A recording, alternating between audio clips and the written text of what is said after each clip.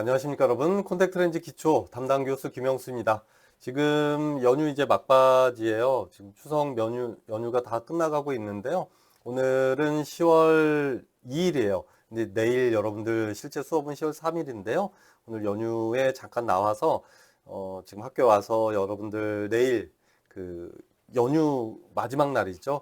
콘택트 렌즈 기초 수업 영상을 지금 촬영하고 있습니다. 지난주까지 계속해서 이제 대면 수업을 진행하고 있었는데, 여러분들 알겠지만, 이 콘택트 렌즈는 사실은 상당히 좀, 이렇게 뭐랄까, 종합적인 과목이에요. 그래서 콘택트 렌즈 교과목 안에, 안경광학, 기하광학, 물리광학을 포함해서, 안질환, 해부생리학, 식이생리학, 해부학, 식이생리학, 이런 것들도 포함되고요. 또 조제가공의 일부, 또 어떤 재료학이라거나 이런 내용들까지 포함해서 전반적인 내용을 사실 다루는 종합적인 과목이기 때문에 내용이 사실 조금 어려워요. 그래서 내가 최대한 좀 천천히 수업을 진행하려고 노력하고 있는데요. 여러분들 어떻게 느끼는지 모르겠습니다. 자, 오늘은 눈꺼풀과 결막에 대한 내용, 근데 우리는 해부학적인 내용을 집중적으로 살펴보는 건 아니고요. 콘택트 렌즈와 관련되어 있는 이제 전환부와 관련된 내용을 계속해서 학습하고 있는 과정입니다. 오늘 여러분들은 눈꺼풀의 해부학적인 구조와 기능, 또 결막의 해부학적인 구조와 기능을 통해서 눈꺼풀에서 분비되는, 또 결막에서 분비되는 다양한 이 분비물, 즉 눈물을 형성하는 그런 중요한 눈의 기관이죠. 따라서 이러한 내용들을 학습함으로써 눈꺼풀과 결막의 기본적인 해부학적인 구조를 이해할 수 있고, 더 나아가서 이런 외안부에서 작용하는, 또 분비되는 이런 눈물이 형성되는 눈물의 그런 상태라거나 이런 것들, 또 기능을 이해할 수 있고, 또 추가적으로 추후에 콘택트 렌즈 피팅을 하는데 이런 눈물막이 얼마나 중요한지 이런 내용에 대해서 학습하실 수 있습니다.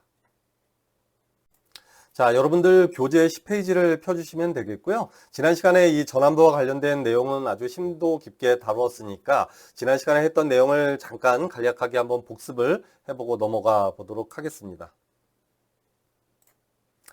자, 여러분들 교재 10페이지가 되겠고요. 일단 각막에서 가장 중요한 것은 우리 눈의 가장 바깥쪽을 구성하고 있는 외막으로서 눈의 전체 굴절력의 3분의 2를 담당하는, 또 콘택트 렌즈 피팅에서는 정말 중요하기 때문에 뗄래야 뗄 수 없는 그런 역할을 하는 것이 각막이고, 각막의 기본적인 해부학적인 구조는 타원형을 띠고 있으면서 오목 맨스커스 렌즈 형태를 띠고 있다. 중심 부분은 두께가 얇고 가장자리로 갈수록 두께가 점점 두꺼워지는 오목 맨스커스 형태를 띠고 있고, 5개의 층으로 구성되어 있는데 그 중에서 각막 상피와 각막 내피와 같은 이런 구조물은 경계막이라고 해서 각막 상피는 외부로부터 들어오는 다양한 물리적인 자극이라거나 어떤 눈물막에 의해서 또 산소를 공급하는 이런 역할도 해주게 되고, 또 가장 안쪽에 있는 경계막인 각막의 내피 같은 경우는 방수로부터 이런 각막 기질 안쪽으로 수분을 적절하게 공급하는 그런 역할을 해준다. 또한 이런 방수에 포함되어 있는 다량의 포도당을 각막 기질이라거나 각막을 구성하고 있는 5개의 층의 그런 세포들로 전달해 주어서 외부로부터 공기 중에서 유입되는 산소와 결합해서 포도당과 산소를 결합해서 당분의 작용을 거치면서 ATP라는 에너지를 만들어서 각막의 모든 세포들이 대사작용을 하고 있다. 이런 내용들을 학습한 내용들이 쭉 전반적이라고 보면 되겠습니다. 쭉 내려가고요. 중요한 내용만 좀 짚도록 하겠습니다. 특히 각막을 구성하고 있는 기질의 경우에는 전체 두께의 거의 90%를 하는 그런 아주 두꺼운 두께를 가지고 있고, 각막의 전체 두께가 대략 540에서 550 마이크로미터 정도 되는 것으로 알려져 있는데, 그 중에서 500 마이크로미터에 해당되는 것이 각막 기질이고, 지난 시간에 뒤쪽에도 얘기하겠지만 각막이 투명할 수 있는 가장 대표적인 이유가 이 각막의 기질을 구성하고 있는 콜라겐 원섬유로 이루어진 그 콜라겐 층판이 규칙적으로 배열되어 있기 때문에 각막은 투명할 수 있습니다. 이런 내용들 쭉 학습했고요. 넘어가고, 자, 각막이 투명한 이유에 대해서 지난 시간에 많이 얘기했고 좀 전에도 얘기했으니까 이건 넘어가도록 하겠습니다. 결국은 각막의 기질을 구성하고 있는 이런 콜라겐 층판들이 아주 규칙적으로 배열되어 있기 때문에 각막은 투명하다. 또 한 가지는 뒤에서 또 설명하겠지만 일정한 수준의 78% 정도의 함수율을 유지해야지만 또 이런 투명성이 유지될 수 있겠다. 뭐 이런 내용들을 학습해 보았습니다. 이거 빠르게 넘기면 좀 어지러운가요? 네, 어찌됐든. 자, 각막의 내피에도 별표가 여기 오른쪽에 내가 쳐놓았듯이 아주 각막의 전체적인 내용 중에서 아주 중요한 역할들을 하겠지만 가장 중요한 건 각막 내피세포는 단일층으로 이루어져 있고 뭐 줄기세포 같은 것들이 없기 때문에 다시 재생이 되지 않고 평생을 두고 계속해서 감소하게 된다. 그런데 우리가 지금 콘택트 렌즈 시간이니까 이런 해부학적인 단편적인 얘기보다는 안경사로서의 역할을 이해하는 게 상당히 중요합니다. 그러니까 안경사가 산소 공급이 제대로 되지 않는 콘택트 렌즈를 너무 이렇게 장시간 착용하도록 하면 뭐 안경사는 뭐 그렇게 착용하라고 권하지는 않지만 안경사가 제대로 이런 설명을 해주지 않고 장시간 산소 공급이 잘 되지 않는 콘택트 렌즈를 사용하게 되면 각막 내피 세포의 기능에 문제가 생기게 되고 정상적으로 태어날 때 1제곱밀리미터당 4,500개 정도를 각막 내피 세포를 가지고 태어나는데 보통 한 20대만 돼도 한 3,000개 정도 내외 정도 되거든요. 근데 이게 콘택트 렌즈를 너무 과착용, 산소 공급이 잘 안 되는 렌즈를 과착용하게 되면 이런 내피세포가 급격하게 감소하게 되고 내피세포의 주된 기능인 탈수작용을 제대로 못하기 때문에 과도하게 장벽의 역할을 하지 못하기 때문에 방수로부터 과도하게 이런 수분이 공급되게 되고 그러면 각막에 부종이 발생하게 되고 각막의 전체의 90%를 차지하는 이런 콜라겐 층판의 균일성이 깨지기 때문에 흰색으로 혼탁이 발생하게 됩니다. 따라서 안경사들은 임상에서 이러한 산소 공급이 잘 되지 않는 콘택트 렌즈를 처방할 때 이러한 관계 등을 정확하게 설명해주고 장시간 착용하지 못하도록 설명해주고 고지해주는 역할을 하는 것이 아주 중요하겠습니다. 그런 내용 때문에 이런 것들을 학습하고 있는 거고요.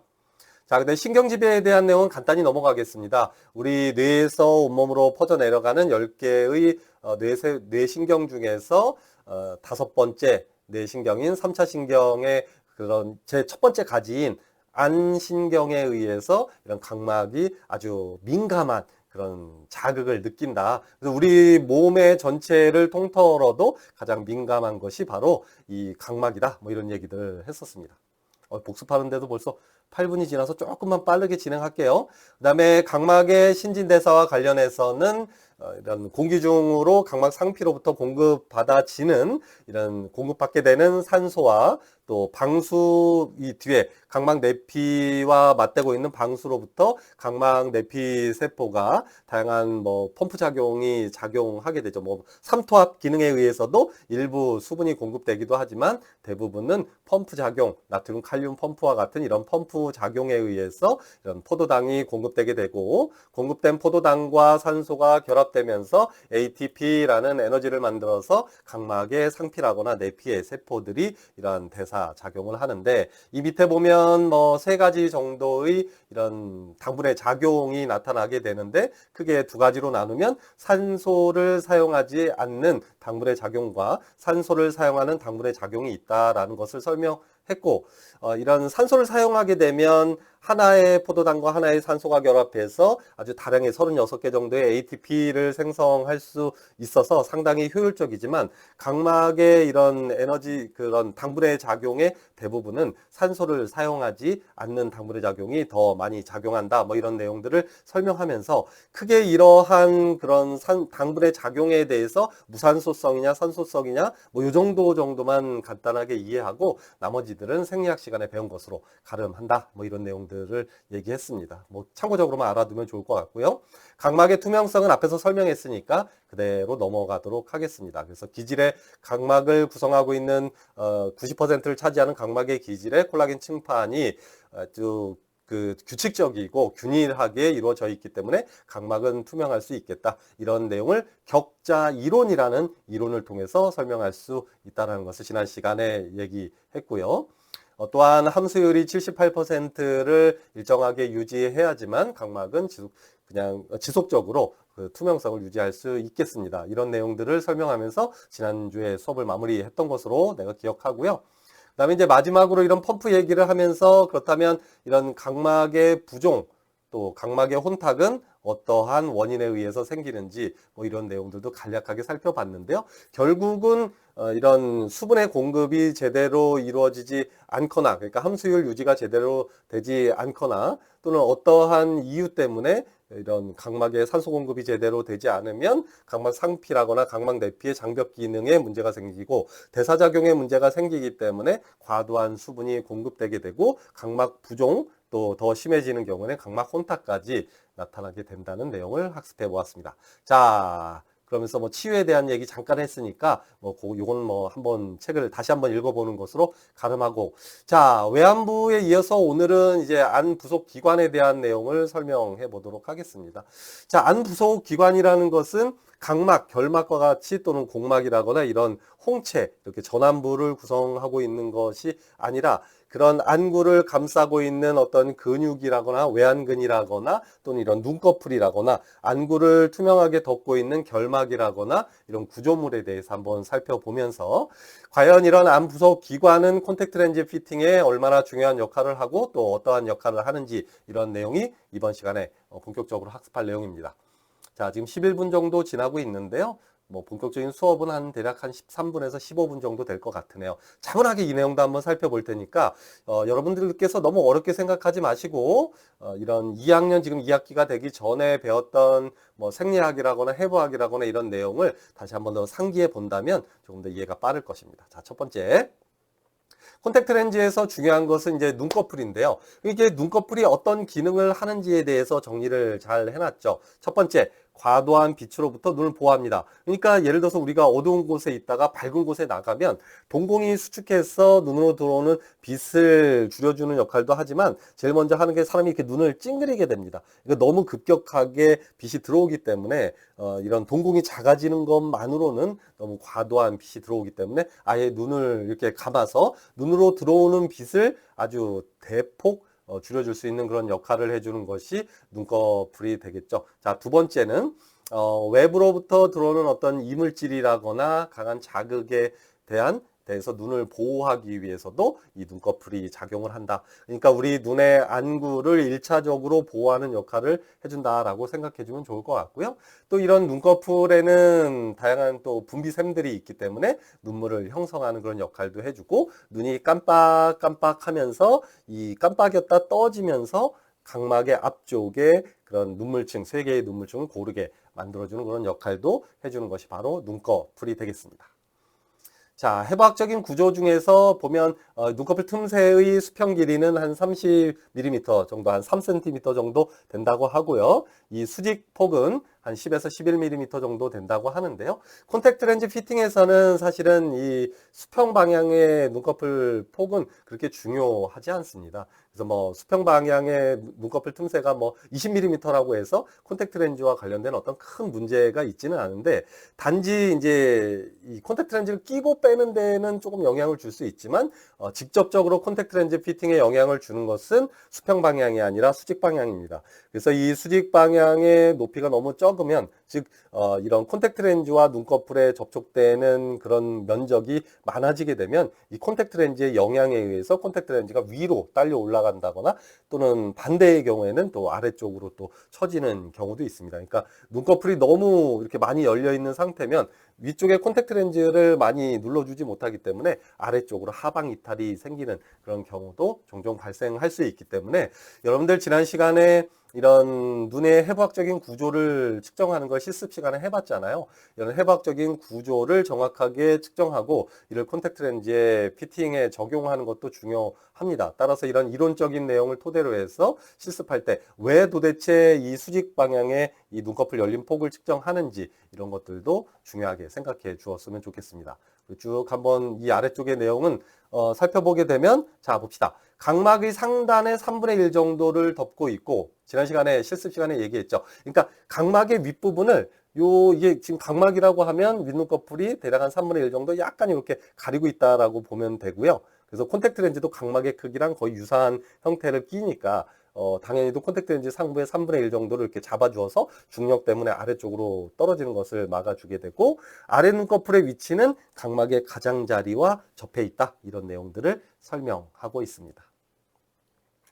자, 그래서 쭉 나머지 내용들도 한번 참고적으로 좀 읽어보면 좋을 것 같아요. 자, 이 내용은 넘어가도록 하고, 콘택트 렌즈의 피팅과 관련이 있는 내용들만 한번 살펴볼게요. 자, 그러면 이 눈꺼풀이 열리고 닫히고 열리고 닫히고 또는 이제 열린 상태를 유지하고 이런 것들을 하도록 만드는 근육이 우리 눈꺼풀에는 총 3개의 근육이 있는데요. 해박 시간은 아니니까 지금 아주 간략하게 한번 살펴볼 텐데요. 첫 번째, 눈둘레근이 있습니다. 눈둘레근은 눈을 이렇게 둘러싸고 있다고 해서, 아니, 눈꺼풀을 이렇게 둘러싸고 있다고 해서 눈둘레근이라고 이름이 붙여졌고요. 여러분들 다 아시다시피 눈을 깜빡깜빡할 때, 감을 때 작용하는 근육이 눈둘레근이 되겠습니다. 그래서 여기 오른쪽에 보여. 깜빡이는 동안 눈꺼풀의 반사 또는 자발적인 닫힘을 할 때 사용한다. 그러니까 결국은 눈을 감을 때 작용하는 근육이 눈둘레근이다라고 생각해주면 되겠고요. 여기 너무 빨리 지나갔나요? 여기부터요. 깜빡이는 동안 눈꺼풀의 반사 또는 자발적인 닫힘.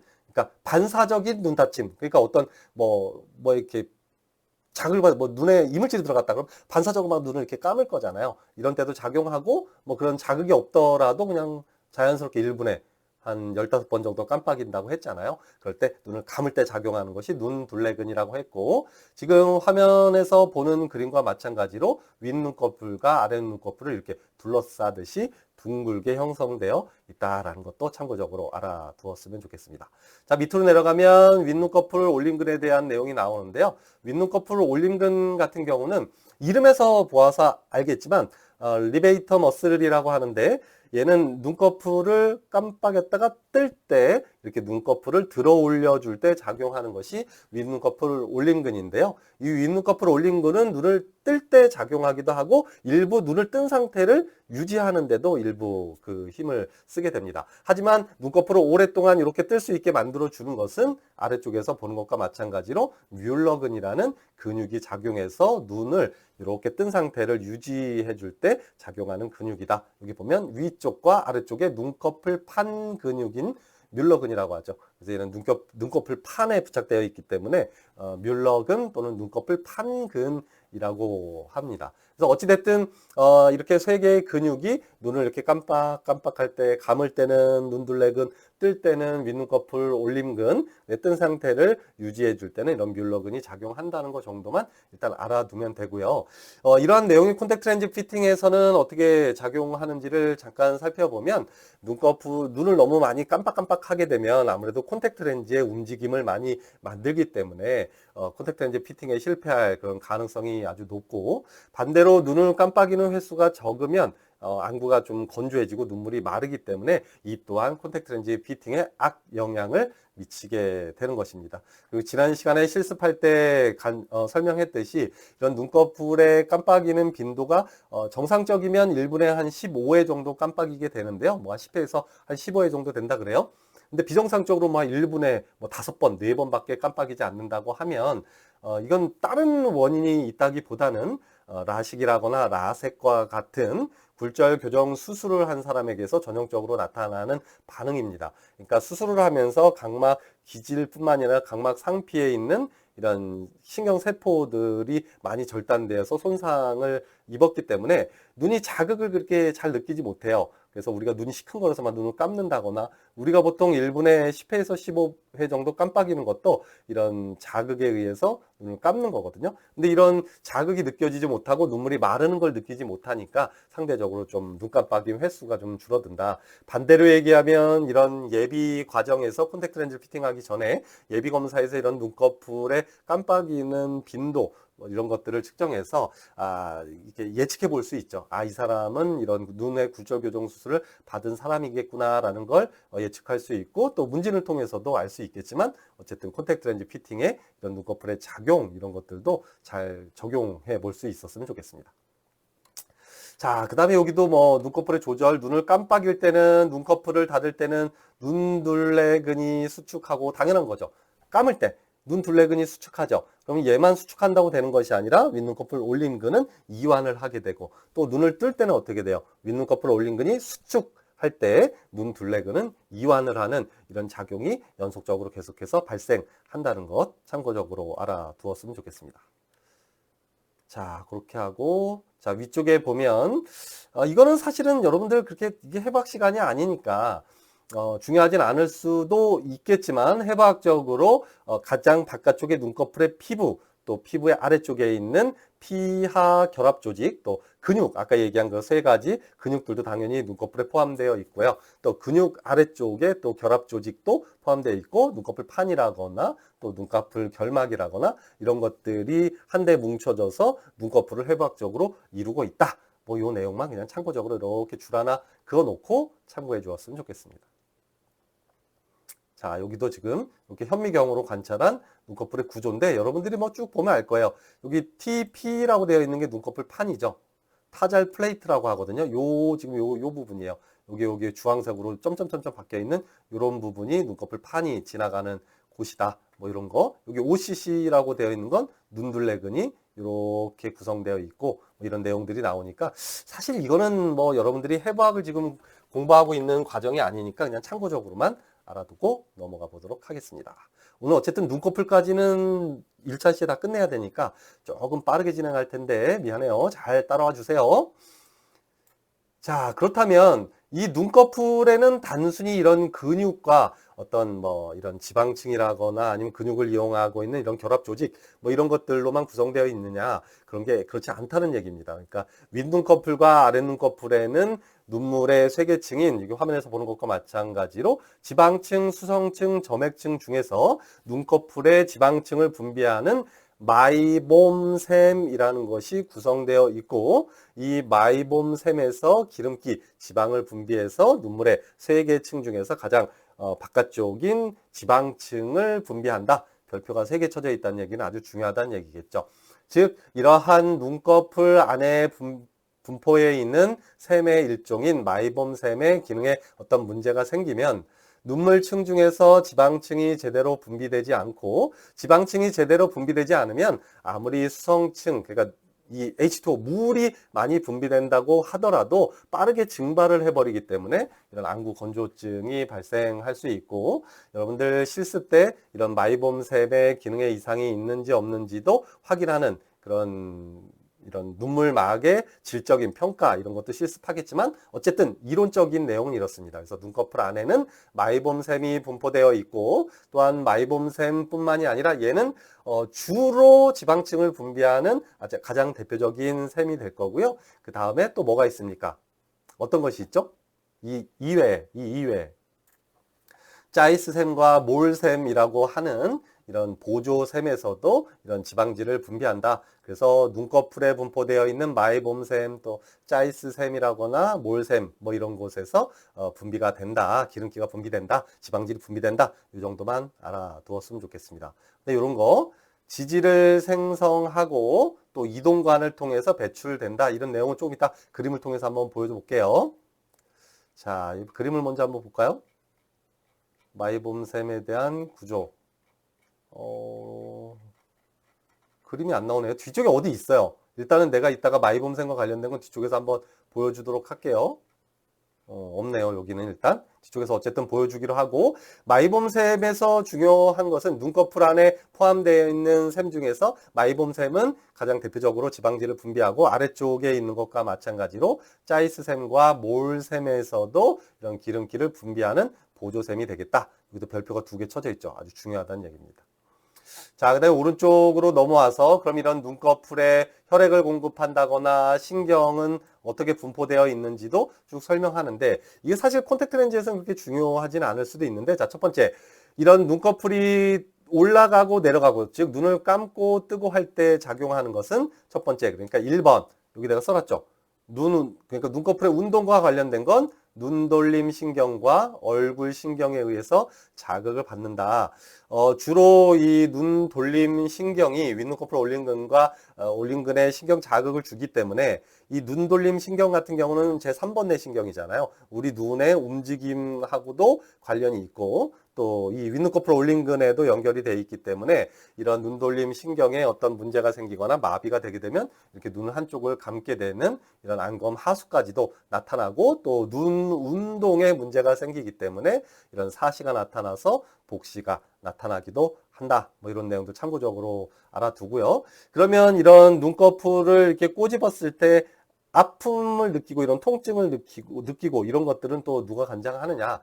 첫 번째, 윗눈꺼풀의 경우에는 눈신경이 작용해서 통증을 느낀다. 이 눈신경은 어디에 분포되어 있는 거죠? 어디에 분포되어 있나요? 눈신경. 눈신경 같은 경우는 우리 눈의 각막의 지각을 느끼는 3차 신경의 이제 첫 번째 가지가 되겠죠. 그래서 각막의 통증을 느끼는 이런 신경세포이기도 하고 또 윗눈꺼풀에도 같이 그런 통증을 느끼는 감각을 느끼도록 작용한다. 또한 여기 밑에 보면 아랫눈꺼풀의 경우에는 위턱신경에서 이런 감각을 느끼게 된다. 이런 거 참고적으로 알아두고요. 여기 보면 이게 도르래가 어이가 아니라서 아이라서 이거 이제 오탈자 정도 좀 고쳐 놓았으면 좋겠어요. 자, 그 다음에 요 아래쪽에도 여기 좀 잘못된 부분이 있어서 이건 중요한 건 아니에요. 그냥 오탈자 정도로 생각해 주면 좋겠어요. 자, 한번 내가 읽어볼게요. 눈꺼풀의 정맥은 이마와 관자의 정맥으로 흐르고 일부는 눈동맥으로 흐르는 것이 아니라 눈정맥. 그러니까 동맥으로 들어온 혈액은 정맥으로 빠져나가게 돼 있어요. 당연히 그러니까 정맥으로 혈액이 공급됐으니까 여기 아니죠. 동맥으로 혈액이 들어와서 여기는 일부 동맥으로 들어와서 눈꺼풀 정맥 또 얘를 통해서 눈 정맥으로 빠져나간다. 뭐 어쨌든 뭐 이런 그 과정 혈액이 공급되고 배출되는 그런 과정인데 여기 하여튼 오탈자가 있어요. 이것도 하나 좀 고쳐 놓았으면 좋겠습니다. 자, 이렇게 해서 눈꺼풀과 관련된 얘기는 다 끝난 거예요. 그래서 다시 한번 정리를 전반적으로 해주면 눈꺼풀에는 일단은 그 작용하는 눈을 감고 뜨고 하는데 작용하는 근육이 3개가 있다는 얘기를 했었죠. 27분 지나서 정리는 해야 되겠네요. 3개의 근육이 있는데 눈둘레근은 눈을 감을 때, 또 윗눈꺼풀 올림근은 눈을 뜰 때 작용하고 일부 눈을 뜬 상태에도 유지하는 것도 작용한다. 또 뮬러근은 눈을 뜬 상태를 유지하도록 만들어주는 근육이다. 이렇게 근육이 3개가 분포되어 있고 또 이 눈꺼풀의 분비샘이 3가지가 있는데 그중에서 가장 대표적인 게 마이봄샘이고 이 마이봄샘에서는 기름기를 분비해서 눈물의 3계층 중에서 가장 바깥쪽엔 지방층을 생성하고 또 눈꺼풀에 있는 보조적인 지방을 분비하는 샘인 짜이스샘과 몰샘이라는 것이 있다. 뭐 이런 내용들을 살펴보았습니다. 자, 2차 시에서는 이제 결막에 대한 내용, 또 이런 결막에 분포되어 있는 다양한 이제 분비샘들, 어떻게 해서 이런 눈물층이 형성되는지 이런 내용에 대해서 조금 더 심도 깊게 한번 살펴보도록 하겠습니다. 이것으로 콘택트 렌즈 기초 5주차 1차 시속 모두 마무리할게요. 자, 안녕.